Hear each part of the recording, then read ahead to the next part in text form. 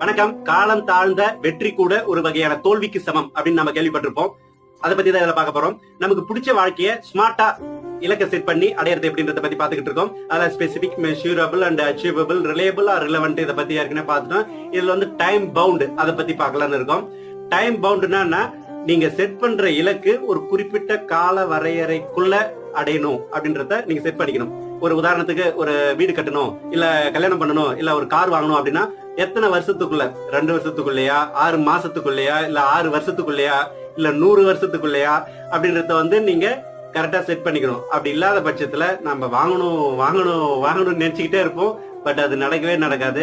இருக்காங்க, உடம்பு சரியில்லாம இருக்காங்கன்னா அவங்களை எவ்வளவு குயிக்கா கொண்டு போய் ஹாஸ்பிட்டல் சேர்த்து காப்பாத்திருக்கலாம் அப்படின்னு கேள்விப்பட்டிருப்போம். இல்ல ஒரு பெரிய முக்கியமான பயணத்துக்கு போறோம், அதுல பிளைட் மிஸ் பண்ணிடலாம், இல்ல ட்ரெயின் மிஸ் பண்ணிடலாம், அது வாழ்க்கையில எவ்வளவு பெரிய மாற்றத்தை உருவாக்குன்னு பார்த்திருப்போம். சோ டைம் நம்ம பயணத்துல இலக்குல ரொம்ப முக்கியத்துவம் வாய்ந்ததுன்றதுதான் இந்த வீடியோல பார்த்திருக்கோம். அடுத்தடுத்த வீடியோல இலக்கை பத்தி இன்னும் முக்கியமான விஷயங்களா பார்க்கலாம். நன்றி.